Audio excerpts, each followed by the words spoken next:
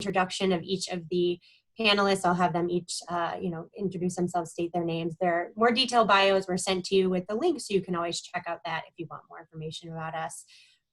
Then we'll go over some just kind of housekeeping things, and then we will get started. So I introduced myself, and then I will just have each of my presenters, co-presenters, go ahead and introduce themselves one at a time. So I'm Natalie Hernandez DePalma. I'm the Assistant Director for Clinical Services at Penn State's Counseling and Psychological Services.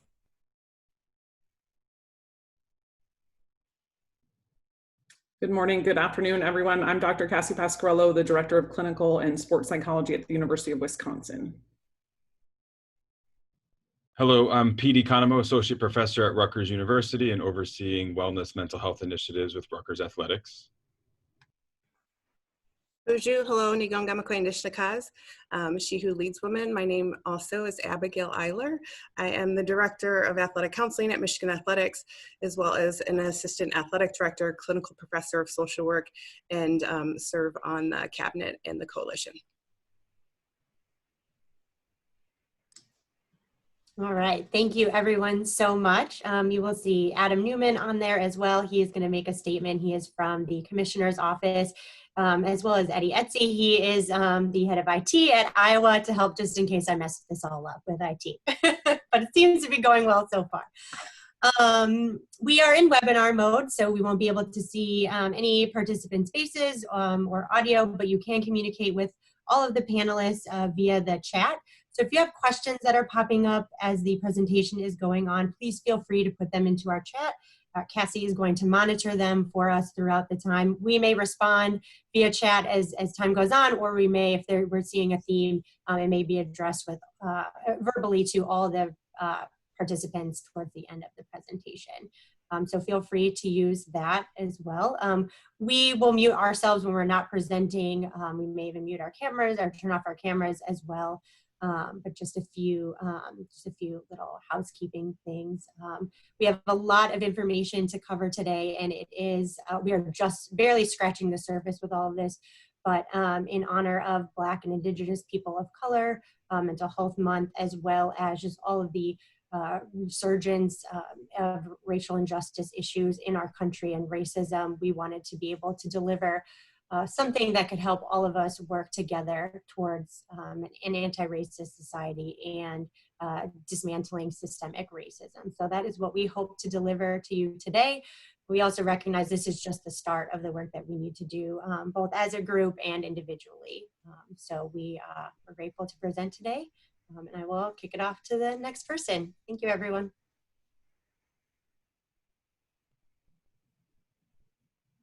I think that might be you, Adam, actually. Okay, I just wasn't sure. I don't want to overstep. Sorry, I didn't kick it right to you. Thank you, Aubrey. Hi, my name is Adam Newman. I serve as Chief of Staff to the Commissioner of the Big Ten Conference, and it's just a pleasure to be here today. About 14 or so months ago, I sat in an office with Kevin Warren in Eden Prairie, Minnesota, when he was then the Chief Operating Officer of the Minnesota Vikings. And I was there, I think, the day before or the day after. I was there for a few days, but during that time, he had received a call inquiring if he was interested in becoming interviewed and being considered to be the next commissioner of the Big Ten Conference. In its just earliest stages, he had just received a call. I spoke with Kevin for a few hours that night as he spoke about the opportunity. And I would say 40 to 50% of that discussion was dominated by mental health and wellness. And as the discussion continued, it became abundantly clear to me and to him that if he were to take the job, our conference would need to make a statement about mental health, not just for everybody, but in particular for people and for athletes of color. With the understanding that this is not episodic, this is of serious concern. It's a product of discrimination. It's a product of oppression. These mental health concerns are dynamic and require our immediate attention. And the commissioner's initiatives so far that we've had an opportunity to create are meant to be linked together. And that was shown and demonstrated in his open letter that I hope people have had a chance to see and react to on June 1st, announcing the formation of the Anti-Hate and Anti-Racism Coalition. Two panelists here today, Abigail Eiler and Sue Sherburne, serve as members of both our Mental Health and Wellness Cabinet and our Anti-Hate and Anti-Racism Coalition. And I'm really only here to tell you two things today. And really that's all I hear for 2 items. One is that we care. We care about your ideas. We care about the issues. We care to learn more. We don't know everything. We want to know more. We want to be able to gather more data so that we can create change. I always tell people that our job in the commissioner's office, it's an inside out approach. We look to our universities, we look to our student athletes, we look to our coaches, we look to our mental health professionals. They can tell us the best things that we need to know so we can help make decisions and policies for the conference. And that is doubly as important on a call like today.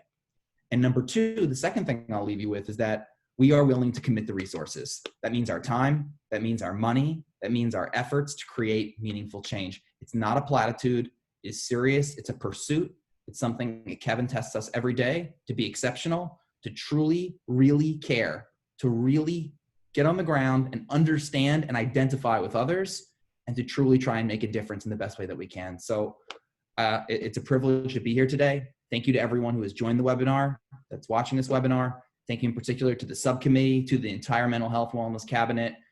Your team, you have no idea, inspires us every single day at the conference office, and we feel truly safe in your hands. So thank you for having us today.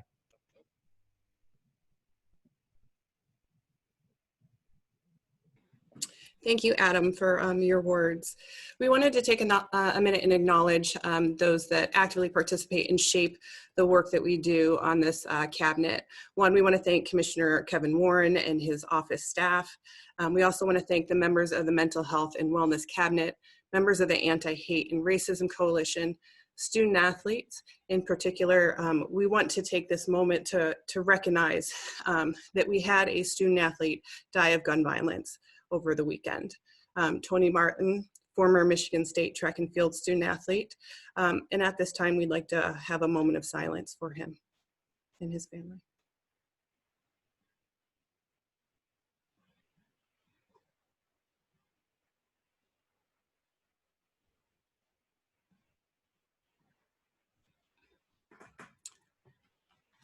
Thank you. We'd also like to acknowledge all of the activists, allies, and accomplices committed to working towards change. I'm going to do a land acknowledgement. First, I'm going to do it in the native language that's native to the land on which I stand in the state of Michigan, and then I will also say it in English. So, Nigonga Makwendishnakas, Shishanwak Yundao, Makwa Undonom, Haman Indian and Donjaba, Kenton, Michigan Undao. We want to acknowledge that as we gather on traditional land of the American Indian and Alaska Native people, we honor with gratitude the land itself and the people who have stewarded it through the generations. This calls us to commit to continuing to learn how we will be better stewards of the land that we inhabit as well. Thank you. Let me turn this over to Dr. DePalma. Thank you, Abigail. I'm going to start today with some brief definitions about racial trauma, and we'll talk also about microaggressions and the impact on mental health. Most of us know what a trauma is. Many of us have experienced or witnessed something traumatic, something deeply distressing, something that our mind doesn't have the template to really integrate right away, and something that can cause us to have some post-traumatic stress symptoms and acute stress symptoms. Trauma is not just something that happens to us. We can hold trauma from the previous generations. So I've given 2 examples here of the way that we think about trauma and stress being shared across generations, including the idea of the post-traumatic slave syndrome, which details how multi-general oppression of African Americans in our country has led to trauma symptoms. Next slide, please. Thank you.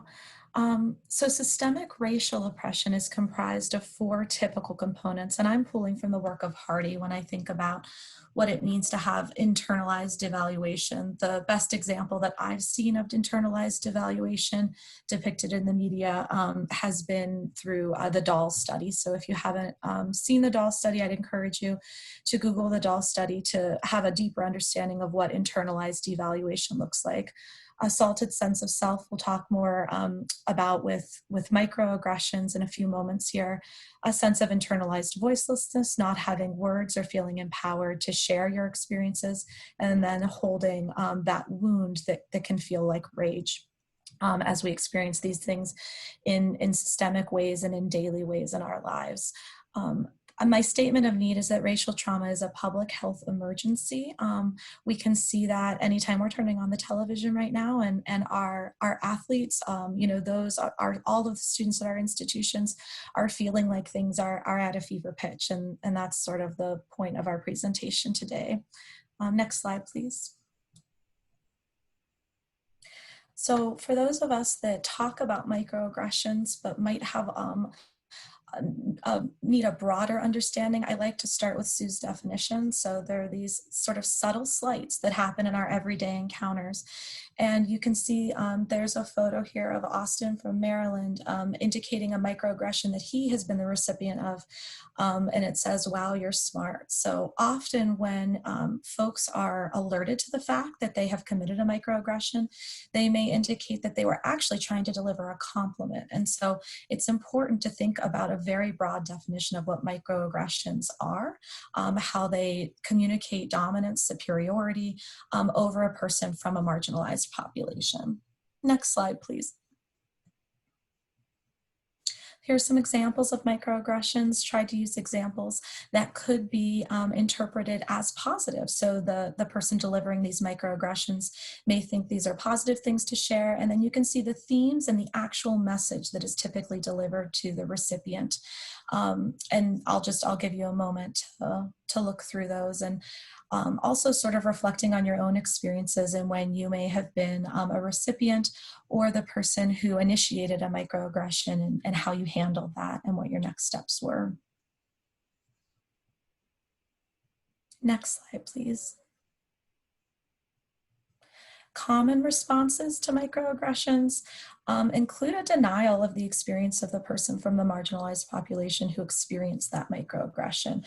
It often requires individuals to sort of alert themselves to the fact that they may have done something that they didn't intend to do. And we'll talk in a moment about intent versus impact.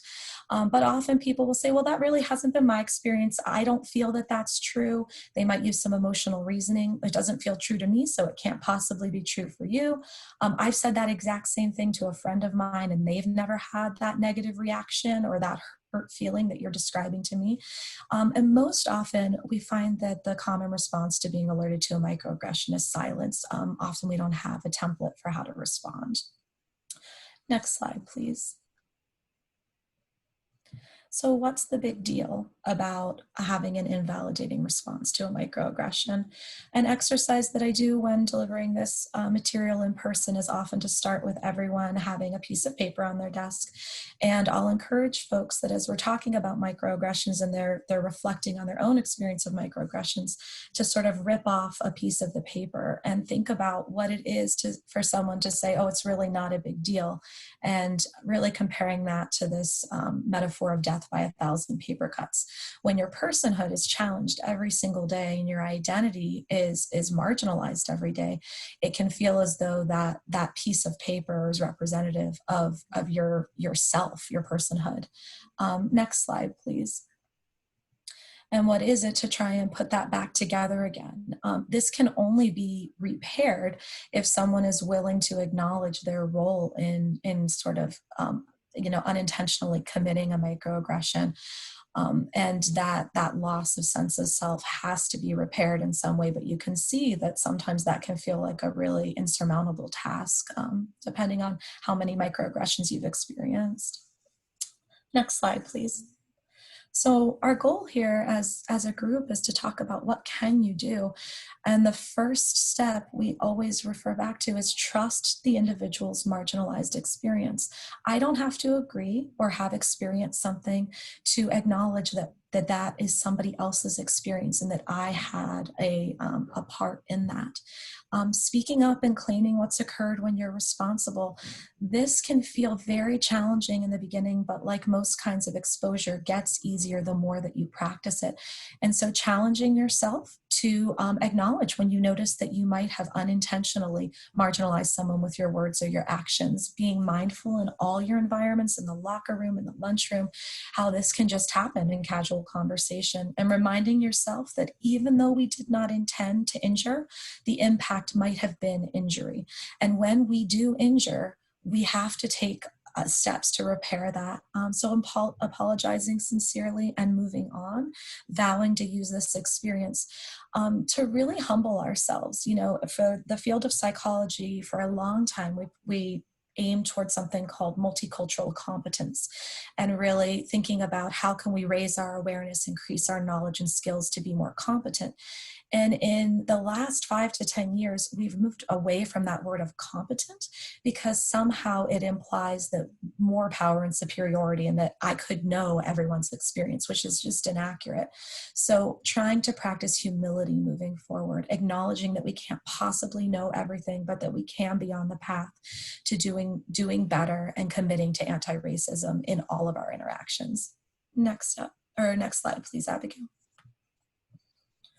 So I also think it's important to reflect on your concept of privilege, and if there's another word that makes more sense to you, or another word when you're using in connection with your conversations with athletes and students.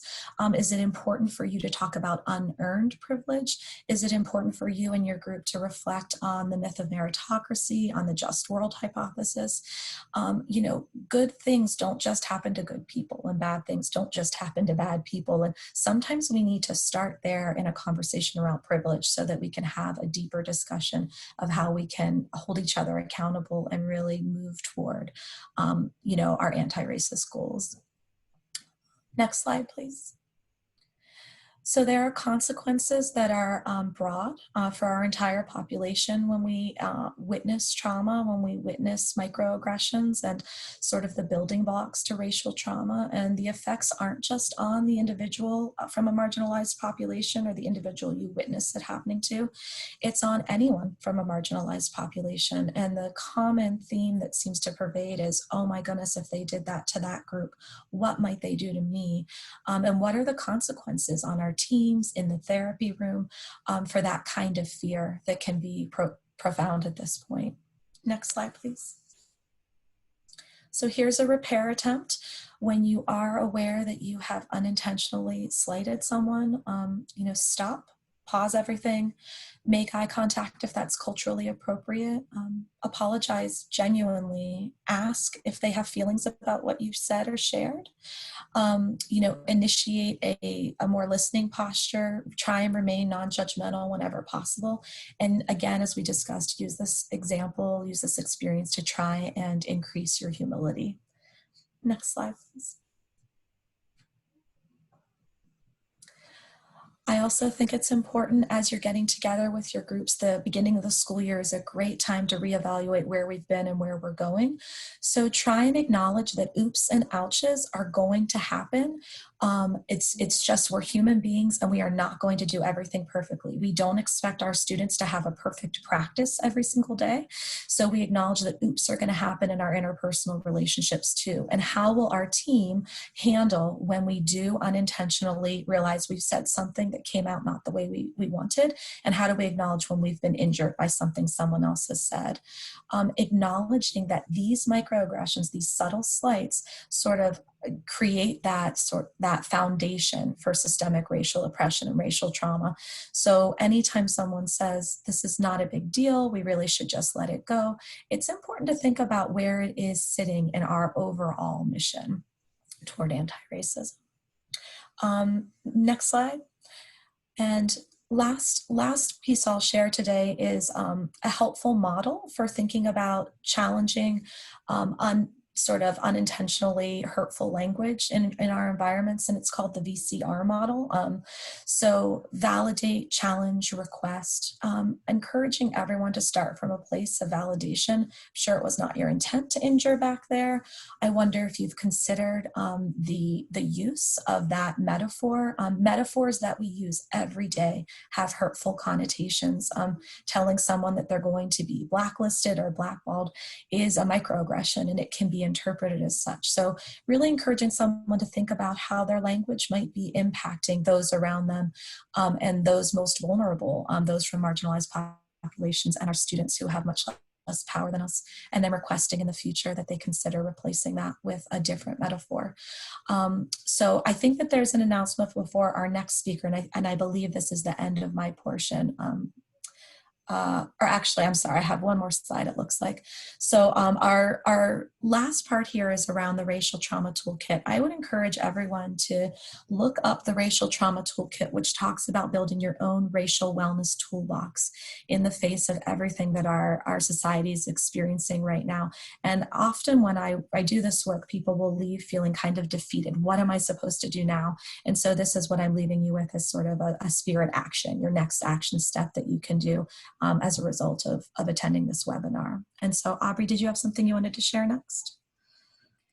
Yes, I just wanted to jump in to say it's been brought to our attention that it looks like for some of the schools, for Indiana, Purdue, Johns Hopkins, and some of the Michigan email addresses from registered participants, the links weren't working or the emails didn't go through. So if anyone on this session is from those schools and you're getting messages, we are recording this so we can send that out. My deepest apologies to out to those registrants that didn't get the link or it didn't work, but we will make sure that the recording is available, so everyone that registered definitely will get access to that. So in case you're from those schools and you're getting flurries of texts from your colleagues who can't get in, we are aware of it, and we will make sure everyone gets this recording.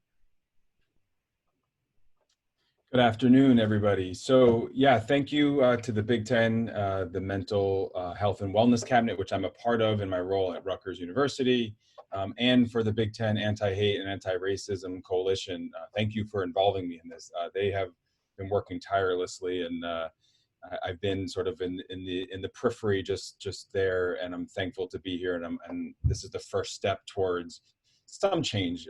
I remain hopeful. One of my colleagues says that hope is in the struggle. And so I think in these times, just sort of thinking in that way. Natalie just gave some really great resources there. I know a lot of times coaches or staff ask me what to do. I think VCR is a good acronym that we can remember and reflect on and use some of those things. Just quickly, what I'm going to talk about is some boring research, but the boring research really indicates that there are physical and mental health issues related to chronic stress, discrimination, and experiences of prejudice. So as we sit here today, the Department of Justice report that about 60% of hate crimes are related to race or ethnicity. So smaller, like groups with religion or sexual orientation tend to be second and third, and they account for about anywhere from like 20 to 15%. So 60% of hate crimes are related to race and ethnicity. And that's something to be mindful of, with our athletes, as we know, because our athletes make up a large group of, racial minority groups. So what we found, and I'll just talk about one study. I was going to talk about two, but Cheetah and Hamer, this was a meta-analysis that a lot of my initial beginning research was related to biofeedback. So how is our body biologically responding to these moments, or these microaggressions, to overt or covert experiences of discrimination and prejudice? And this meta-analysis in 2008 found that really the psychosocial factors, they interact with the physical experiences to discrimination. What that meant was, as an individual experienced an act of discrimination, cortisol or other biological markers of stress increased. What that does is it also elicits mental health issues and mental stress. Now, interestingly, especially thinking about working with athletes, biologically speaking, they also found that they had poorer cardiovascular recovery. So this 2008 Cheetah-Hamer study really supports a lot of my beginning research of people of color, racial, ethnic minorities that experience chronic issues of prejudice and racism, likely is what leads to the other health issues like cardiovascular issue, hypertension. These are things we see in these lower socioeconomic communities. And these studies and this meta-analysis support the theory that's out there that says with increased cortisol and adrenal cortical hormone, which is, those are all neurological sort of responses to stress, that is what's causing these physical health issues. So even thinking about this poorer cardiovascular recovery, we want athletes to be able to recover as quickly as possible. So this links a little bit to the social determinants of health, a lot of it. But what we do in mental health or sports medicine is thinking about biopsychosocial. It's not just the biology, the psychology, or the social, it's the interaction of the three. And these social determinants of health are often not chose, and that's the thing about access and power. You know, what power and privilege is about what access do I have? So the Center for Disease Control, the WHO, they all report about social determinants of health where it's related to things like the economic system in these areas, the neighborhoods that they're in, healthcare access and just overall health, the social and community context in which our athletes exist outside of our institutions, and education. So I think one thing I've seen, you know, recently is Kenneth Frazier is the CEO of Merck, and he has been really vocal about the fact that he's one of 3 CEOs of color in Fortune 500 companies. And a lot of his story is about the fact that he was in urban, lower socioeconomic Philadelphia, and he was a part of a program. It was a program that began in Philly that took a couple kids out of these communities into a higher socioeconomic area for education. And he claims that that program is the reason that gave him the access to, you know, the career that he has, which is a very impressive career. So if you don't know who that is, you can look him up. And I think when I think about Fortune 500 companies and this disproportionate numbers of people of color in these positions, you know, they're also then experiencing these same biopsychosocial stressors, because as he enters a room, you know, his Blackness always comes with him. And that's something that he'll talk about, you know, in trying to work a lot harder, you know, feeling like there's a bigger gap. And I think I'll end with this one other sort of stat to think about, which we all know, is the discrepancy between coaches and administration of color compared to the athletes, whereby, you know, anywhere from about 1 or 2%, you know, are football coaches, about 18% for basketball coaches of color.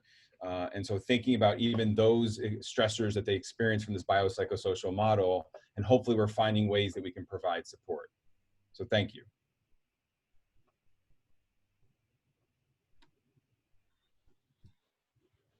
So one of the things that we on the education subcommittee wanted to do was we wanted to offer a case example, an experience of a student athlete.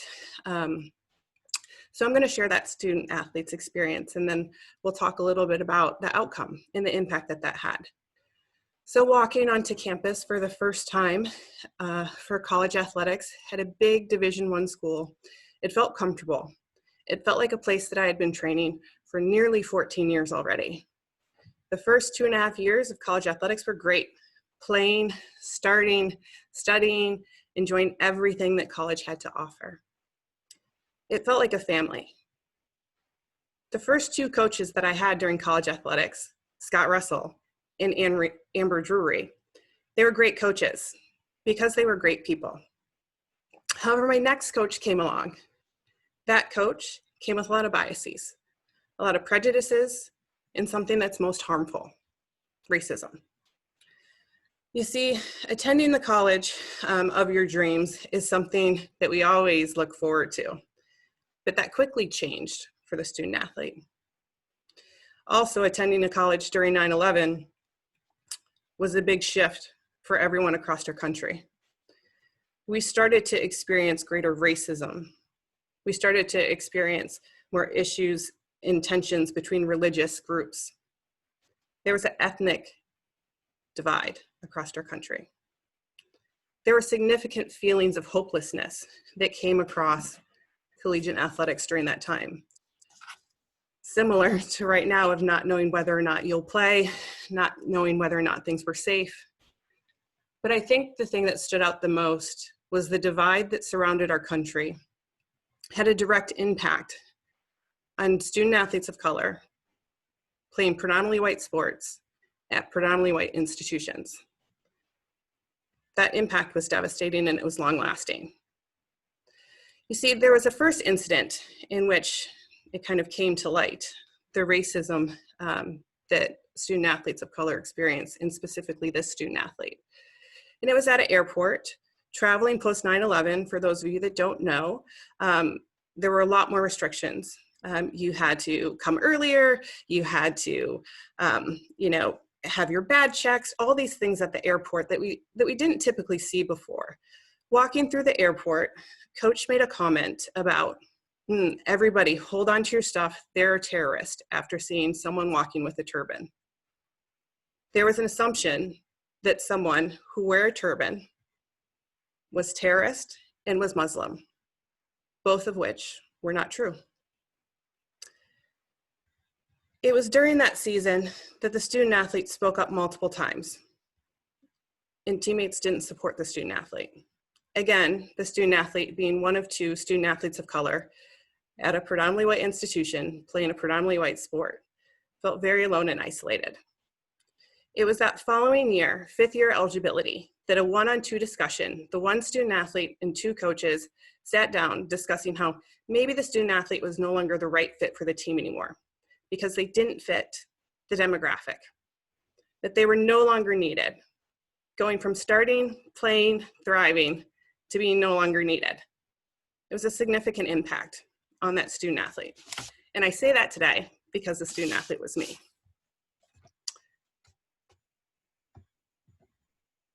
So there are a couple things that stand out a lot about a student athlete's experience, because these experiences that I share with my life are not different than what our student athletes today experience. And so I really call on the work of Donna K. Bevins and how she describes internalized racism. A lot of times, student athletes of color that are experiencing racism are often described as maybe underperforming, maybe being lazy, maybe engaging in activities that they shouldn't engage in. It's almost like functioning underneath a microscope, because student athletes of color at predominantly white institutions playing predominantly white sports do experience feelings of hopelessness because a lot of people don't understand what's going on for them. With internalized racism, as people of color are victimized by racism, they internalize it, they hold it in. It impacts, like what Peter was saying, their overall functioning, their physiological makeup, their biological chemistry, their emotional health and wellness. Internalized racism isn't low self-esteem. It's the impact that the racism has on one's overall functioning that then influences their outcomes. So internalized racism negatively impacts people of color, both interculturally and cross-culturally. So we need to be really cognizant of our words, our actions, because they have significant impact and influence over one's health and wellness, something that we as presenters are all extremely committed to ensuring that our student athletes have best outcomes in. I say this because I want you to know that our words and our actions matter. So this is a call to action for each and every one of us as we continue to work towards being an anti-racist society, an anti-racist community, and anti-racist players across the Big Ten. I'm going to turn this over to Aubrey. Thank you, Abigail, and thank you so much for sharing your story. It is deeply moving and sadly not uncommon for student athletes of color, but just people of color in this country as well. And so I really love that call to action that you gave there towards the end, that it is on all of us to come together to really not stand idly by any longer, really use our individual and collective voices to come together to work against racism and to help support our student athletes of color in our roles professionally, but also people of color in this country. And I'm going to talk about a few ways that we can do that today. First is creating space, allowing there to be a place that we can have these conversations, that we can lean into discomfort and grow. You may have heard the phrase safe space before, and that sounds like a nice concept, right? Somewhere where someone can feel like they can participate and openly struggle with difficult concepts without any fear of attack or ridicule or judgment. But for people of color, that doesn't usually exist. Eventually, especially in integrated spaces, white dominance becomes inevitable. Things like microaggressions start to happen. And then that internalized racism kicks in, and silence and hopelessness and all of those things start to become very present for people of color. So we need to work more towards creating brave spaces where especially those with privilege need to embrace the pain of giving up that privilege, to be able to say, I need to really examine this privilege and what it's given me and how I can let go of all the things that it affords me in a way to truly create a just society. And so thinking about how you can do that in your own athletics department. This webinar today is specifically geared towards staff of our Big Ten universities, because we feel that we all have positions of authority where we can create this cultural and systemic change so that our student athletes, all of them, especially our student athletes of color, can feel really supported. So a couple of ways to do that are really to allow Black, Indigenous people of color to have their own space to come together without white people. And these spaces need to be explicitly supported. What is important about these types of spaces is that they are free from stereotypes and marginalization, judgment, or continual battle to make others feel comfortable, especially as white people start to engage deeper in self-reflection as to maybe their own beliefs and biases and maybe microaggressions they've committed. And so that people of color aren't constantly have to scan for the potential of harm. It is in these spaces where healing can truly begin. And I think that's really important that we create those spaces, we support those spaces when they're created. This might look like, student athletes coming together to form a committee or an organization, or even having social gatherings that they've organized together. Maybe something more formal like support groups that your mental health providers or other qualified staff are leading. This might be a temporary physical separation, but this is not to be confused with the institution of segregation. This is a response to oppression. The need for this space is really important for the healing. It is not an act of oppression by creating these spaces for people of color to come together and heal as a group. Additionally, there is an urgent need for more staff of color. I mean, I want to acknowledge that not only the panel of presenters, but our subcommittee and our cabinet as a whole is largely made up of white individuals. And even when we look at gender diversity, it's less diverse there as well. And that is not necessarily a knock against the subcommittee or the cabinet, but truly reflective of this idea of systemic racism, where these opportunities are not, for a variety of reasons, are not being provided or afforded to people of color. So we need to first look for, I guess not first, not in any particular order, but have a need for more staff of color. Therapists, definitely. Individuals of color want to feel safe and supported in the therapy sessions that they're going into. So really being able to feel like they can go in and be fully themselves. They won't have to explain their experiences or their culture. When they are with a therapist of color, often it is reported that they can feel more comfortable right away, and then progress can potentially be made more quickly. So having that for a connection standpoint, but also a representation standpoint, to feel like students, athletes of colors could potentially be therapists someday, and feel that that is possible because they've seen those role models. This applies to other staff as well, team physicians, coaches, administrators, working really hard to create these positions and spaces, and really not just checking the box, inviting more diversity. It really needs to be a significant engagement in your work environments, creating one that allows everyone to genuinely be able to be themselves, their visible and invisible identities. It shouldn't be manufactured with workshops or guest speakers or book lists that you send out. While all those things are great, eventually, if there is not true systemic change, everything will revert back to the socially conditioned whiteness that we all live in. We really need to take a deep dive into our cultural and systemic makeups of our own athletics departments. You can go ahead and next slide, Abigail. Thank you. We need to show up. We need to be present in these spaces. I want everyone just to take a moment to reflect on, especially if you identify as white, how often you find yourself in an all-white space. If it is very often, that we need to look at that. We need to challenge ourselves to go into more diverse spaces, lean into building those genuine moments of connection with people who are different from you. Intergroup anxiety is normal. Making new friends can be difficult. Relationships take time to build. And, we have these biases. They're ingrained in the fabric of our culture as Americans. So we may notice stereotypes or biases popping into our minds, but we can notice them without acting on them. When we notice them and challenge them and shut them down, we can really correct those biases in our own mind and not act on them.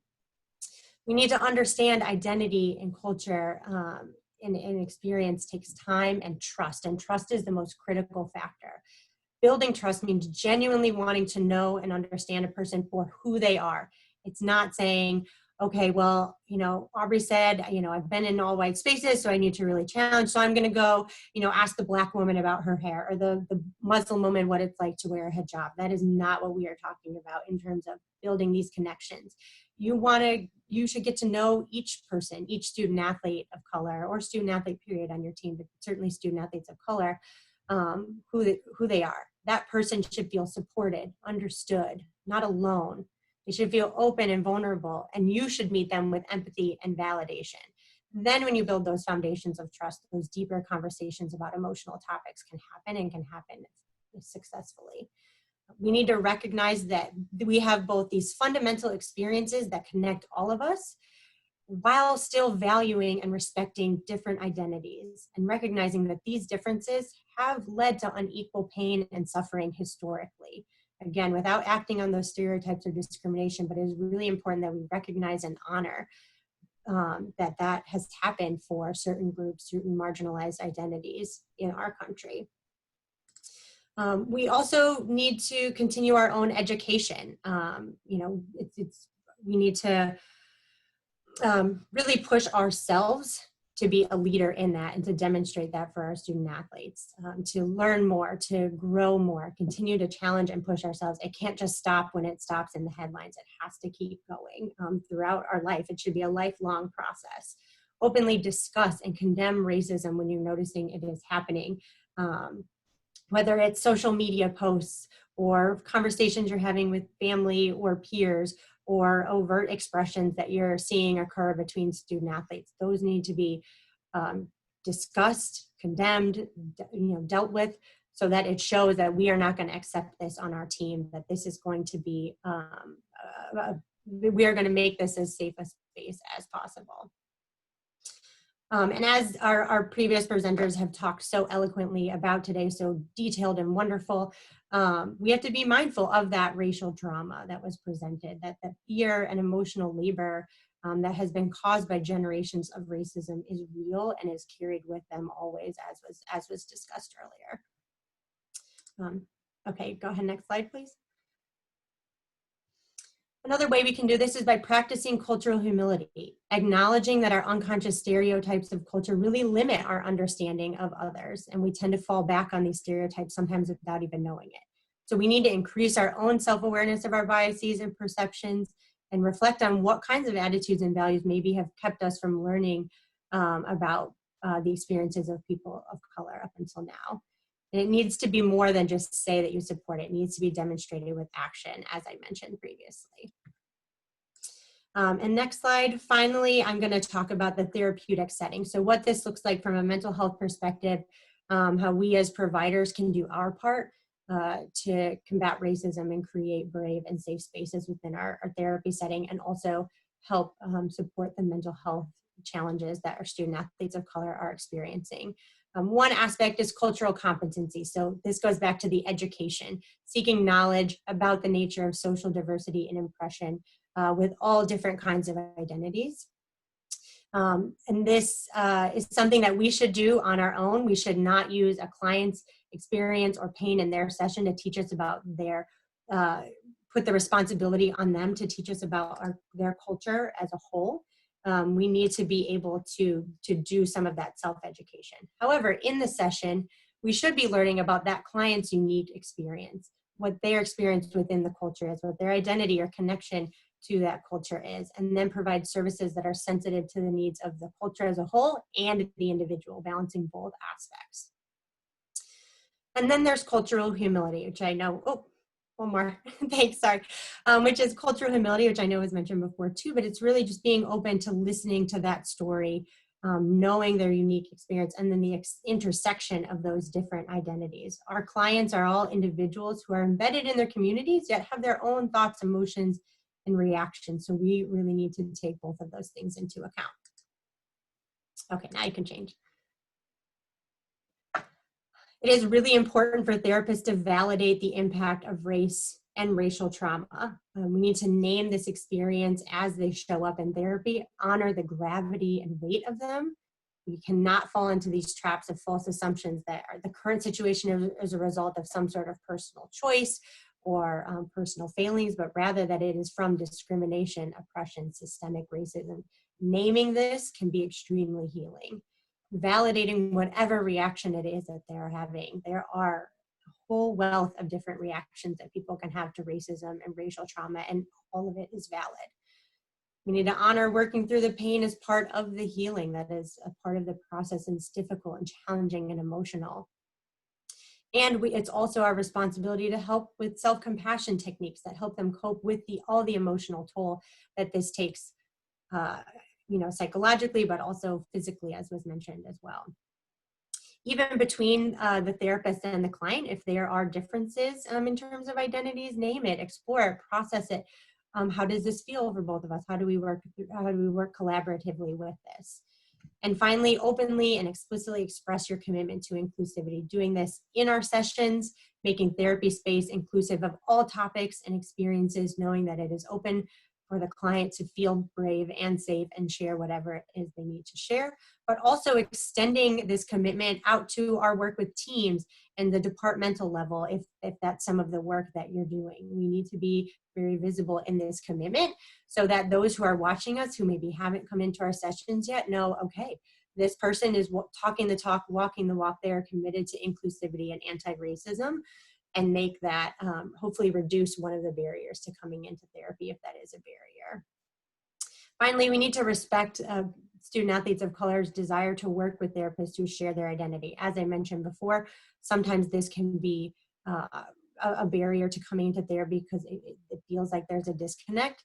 So if there's a need for that, we need to support that and match that need as much as we can within the community of therapists that are around us. And I think it's going to Cassie next. Thank you so much, all. I think on that note, Aubrey, I want to just highlight that while this presentation was intended for staff, coaches, and administrators of all of our Big Ten institutions, there are a few, if not more, student athletes that are interested in this and invested in this on this call today. And I just want to honor you and say, we're here because of you. We're here because we want to make it better for you. And our intention as an education subcommittee, as part of the Big Ten Mental Health Committee cabinet, is to create another webinar that's directed to you and speaking to you. So that's more to come in the future. So just want to acknowledge how awesome you are for being here today. Secondly, I think it's really important for all of you, coaches, administrators, staff, to think about, okay, so what else can I do? How do I even acknowledge or see or recognize signs and symptoms of someone that's been impacted by race-related stress or systematic oppression or the like. So it's really important to go back to what Abigail and Peter and others on the panel were saying around, this might look like low self-esteem, but really it's way beyond that. It's embedded, it's all sorts of kind of biopsychosocial impact, and that can look like signs and symptoms of anxiety, signs and symptoms of depression, anger. It can look like self-doubt. It can look like many different signs and symptoms. And so we want to kind of honor that in this space and encourage you to know who on your campus at your institution is your go-to mental health provider or system to get an athlete connected. Typically, if you're not sure, start with your sports medicine team. Your athletic trainers are a great place to start. Likewise, know who your diversity, equity, inclusion people are, hopefully within your department and for sure on campus. Here at the University of Wisconsin, Sheridan Blanford leads an excellent team of 3 now. She's proud, and we're proud to say, along with Gerline and Patty and working tirelessly on these things every day. And yet it is not just those individuals, Sharon and her team and the like at your institution's responsibility to carry this load. And so I implore you, especially for those of you with, you know, amounts of power, whether you're a department head, an administrator, a coach, think about, like, how can you put this in your strategic plan, right? How can you check in with the Sheridans on your campus and your department, maybe even by using simple goal setting, to monthly say, like, not just what are you doing or how can we partner with you? So moving from a passive dependent approach to more active approach around, hey, this is in my strategic plan. How does it match up with your strategic plan? Or, hey, I'm willing to be your workhorse. I'm thinking about doing this. Does this kind of line up with what's going on, and use them as consultants versus like the to-doers? And really taking kind of on the active space that we've been encouraging you to do in all different levels, both kind of internally, externally, and thinking about your hiring practice, and for sure how you interact with individual student athletes. We challenge you to continue to refer appropriately. So know when you're kind of in your line of, you know, competence where you've been trained, and when it's helpful to kind of consult with one of us or another sports medicine provider, maybe a team physician or athletic trainer, to make sure the individuals you're serving as student athletes are getting connected when they need to. And we just want you to actively engage in this anti-racism, right? We want you to know that your words as coaches are important, but they're not enough. We encourage you to have, if you haven't already, respond to your words that you've put out on Twitter or other places with, you know, action items of what you're doing or what you have done or what you're intending to do. We encourage you to look back at these slides or look at the notes that you've taken around kind of the to-dos. So many of the presenters have talked about, like, things to Google, like the doll study, or to look up, like acronyms like repair or VCR, or maybe look at the racial trauma toolkit and consider, you know, opening that up for you and really developing that. And then to go back to Aubrey's point, I think we have an urgent need to mentor and facilitate open doors and a lot of encouragement for people of color to come into our space and to work in athletic departments across our conference. So we want to think about this urgent need for people of color to be in our space. Finally, I think I just want to acknowledge one more time, thank yous to all of the people involved. There was many behind the scenes. So student athletes, we are here because of you, coaches, administrators, staff, all of our sports medicine colleagues. We partner with you in this and really challenge you to help us make this anti-racist culture become the beacon of light for sport and eventually society as sport leads to that. And we'd like to now open it up to questions. Please use the question and answer below or the direct chat. And know that this is recorded and you have our contact information from the original invite. So feel free to reach out to us individually and we will get back to you as best we can as well.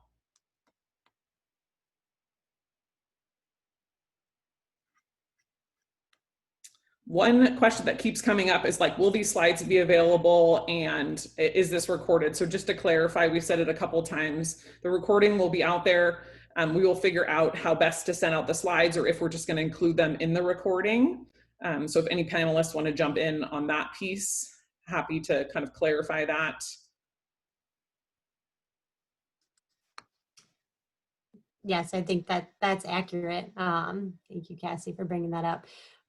There was a question that was submitted to the panelists, and Natalie, you did a great job responding, so maybe you could share it with the larger group. Someone asked, if you don't feel you have enough social capital to speak up and approach these issues within your own athletics department, what are some tips to help people understand the experience and need for change? So Natalie, would you mind sharing what you responded in the chat? Because I think it was great. Sure. I wrote that I find talking about systems and policies is a really good way to depersonalize what can be a really charged topic to just initiate. It doesn't mean that we're going to avoid emotion, and that's important that we have some emotion to increase our self-awareness, but as a jumping off place, starting with, you know, I've noticed that we have these policies in place, or we make this statement of intent. And I'm sure there were good reasons behind that. I'm wondering if I can talk more about how those policies or procedures might impact our students from marginalized populations. Where would be a good place for me to do that? Sometimes just that beginning stage is enough to make a system aware that they are having a large gap. And so that is where new committees, new task force, new commissions come from, is that awareness. And to kind of go back to where we started today with Adam sharing that first sit down he had with Commissioner Warren and the awareness that we need to do something in this area, that's where positive change can happen. So beginning there with policies and procedures, and then moving forward to how that is impacting your students, the ones who are the recipients of the results of that policy, can be a good place to go. And I suggested the book So You Want to Talk About Race. I have found that to be an extraordinarily helpful book for helping keep conversations moving and productive in this space. So that was my written response. Thanks for the opportunity to share it, Aubrey. One of the questions that I received was, Abigail, what was it like returning to an institution that caused you so much harm? You know, there was a lot that went into my decision to return to Michigan. I sat down, I met with my mentors, I had very transparent conversations with them about my experiences as a student athlete. In addition to that, you know, we had significant change in leadership. I always said I wouldn't come back as long as that coach was at Michigan. Not only was he no longer at Michigan, we had a brand new coach from Argentina who's been absolutely wonderful in terms of supporting issues related to anti-racism and anti-hate. And then also our athletic director really has helped create a safe place where I feel like I can show up to work every day and, you know, be honored and contribute and to do good work. So thanks for that question.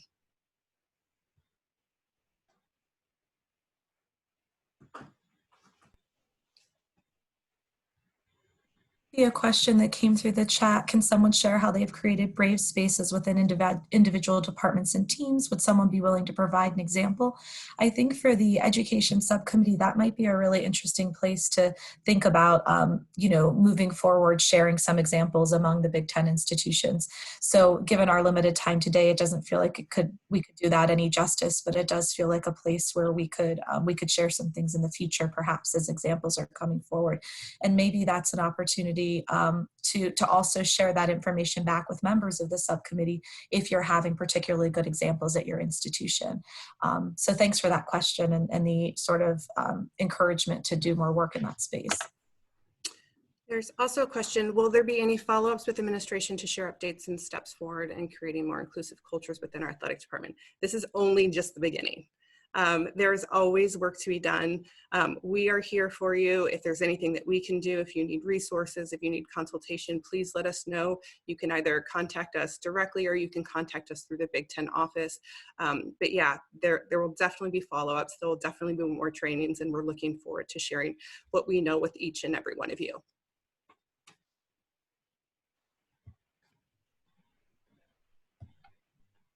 There were a lot more questions. I have to jump off to a 1 o'clock, like I'm sure many of us do. This was great, and I hope we can maybe have the follow-ups to some of these other good questions that are out there. I don't know what the panelists are going to do. Sure, we can stick around for a little bit. At least I can. Can't speak for everyone. I can stick around as well.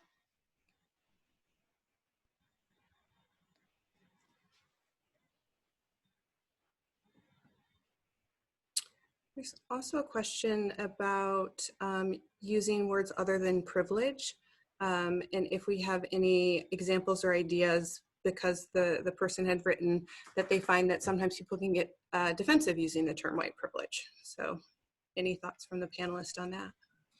I think in the same book that I referenced earlier, So You Want to Talk About Race, I typically use a phrase like, we all have things that are that we didn't necessarily have to do anything to obtain. So I will often start with examples for myself. Like I had the experience growing up of having two parents who were in my household. That wasn't anything that I did. I didn't do anything to create it. And yet it had probably a very big influence on my life. And so are there other things like that that we can all kind of generate? And the author of this book encourages actually writing a list of things that you have had that you didn't necessarily earn. And I don't know how I feel about that word either in this context, but is there a list of things that you could make? Oh, I had transportation. I had, I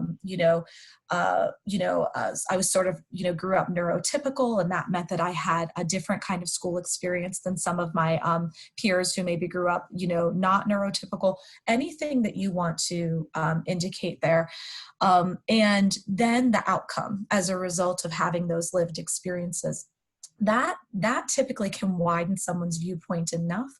And often I'll just work with, if I'm doing individual work with a student on, so what other word can we use here that makes the most sense? And often then we'll come back to privilege, because then it isn't so charged once someone has owned the impact that has had in their life, and the fact that most anyone can identify with the idea of the things that they had that allowed them to have certain advantages in this life that perhaps somebody else might not have, who had a different kind of experience. It's a long-winded answer, but that's off the top of my head. Yeah, I love what you're talking about, Natalie, there in terms of kind of almost creating a scaffolding approach to exploring at least what, maybe if it's not the word, but at least the meaning of privilege. I also think that on some level, we need to get comfortable with the discomfort that the word privilege creates for us. We need to be able to confront our own privilege, and even though it may be, like you said, things that we didn't necessarily do to have or achieve, it does have an impact on our lives. It has an impact on the lives of those around us. And so trying to normalize it in a way that we can really explore it, examine it, and work through it, be able to work to a place where we can acknowledge that we have privilege and acknowledge that others don't in various different contexts, so that we can come together to create more justice. It's the idea of equality, not equity, right? So being able to look critically at our own privilege does often involve at some point acknowledging that it's there and naming it, and not being afraid of the word, not in the sense of like, okay, I'm privileged, I'm just going to accept it, but not being afraid of it so that we don't get defensive and we don't back away, but we can lean into it and really, really explore it. So I know some people, I think the question was about people getting defensive, and yes, that can absolutely happen. And that scaffolding approach that Natalie mentioned is excellent for that. At least in our own internal work, we need to say like, okay, I'm privileged, and what does that mean? And what does that look like? And what does that look like in the world?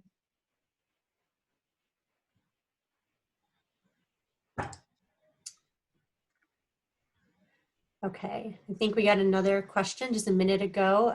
How can we also make sure to acknowledge and empower other minority groups, Latinx, Native American, LGBTQ community members who may not be receiving the same supports currently as their Black, Indigenous, people of color teammates? So any responses from the panelists on that one? Yeah, I mean, I think one of the most important things is recognizing the experiences of different marginalized communities, and being able to have those discussions just as we are today related to race and racism. So I think the more awareness we can bring to the surface, the more communication we can have amongst each other, and the more education will be provided. I think, support services are essential. They're critical. That's why each of us on the call today, that's why we do what we do, right? So I think that the more we talk about it, the more we acknowledge, the more we uplift our students, our faculty and our staff and our coaches to be able to feel safe to engage in these discussions about our BIPOC as well as other marginalized communities. I think we'll have a stronger conference and a stronger system in society. I really agree with Abigail. This also feels like an important conversation around intersectionality, which we didn't even get too far into the content around. But my philosophy on this is that the answer to most things is yes and what can tend to happen when we're talking about these concepts is yes but, like, okay, so we did this, but what about this? And I tend to think like yes and, like, the more inclusive our policies, the more inclusive our environments are, the more inclusive they are, the more that kind of builds on exactly what we're trying to accomplish. And I am very interested whenever anyone brings in like a blind spot, like, oh, you're right, I was looking over here, I wasn't looking at the impact on this population. And I think the more we can do that together, the more just sort of our policies will become. So that's great. And I see that there was a comment response back to the conversation around privilege that said that used the word advantaged and disadvantaged, and I think that those are good synonyms too. I think the concepts of honoring their and validating their individual and community experiences are really important as well.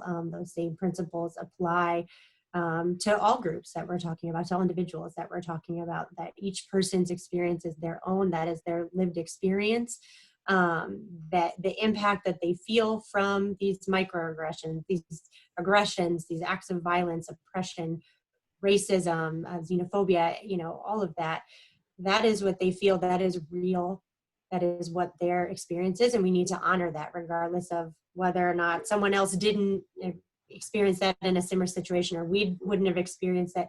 It doesn't matter. We need to honor that experience that individual is sharing with us, and I think when we can do that, when we can truly listen and validate, that will also help lift up all communities of people who are from marginalized or disadvantaged, who are treated in a disadvantaged way.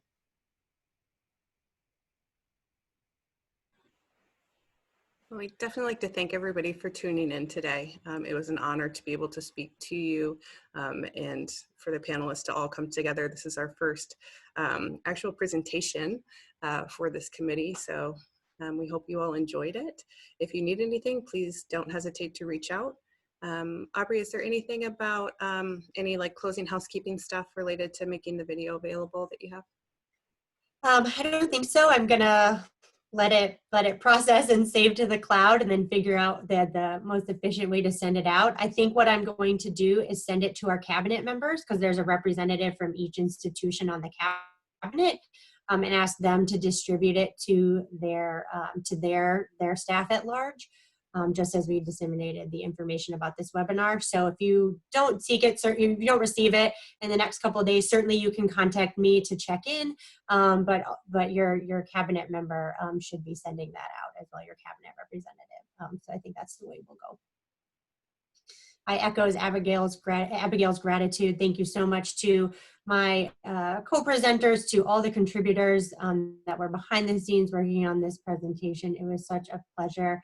And as Cassie mentioned before, this is just the beginning. We certainly hope to do a lot of great things on this cabinet and our subcommittee. So if there's anything you feel that you need or that we could do for you all, please let us know. We're open to feedback. All right, thanks everyone.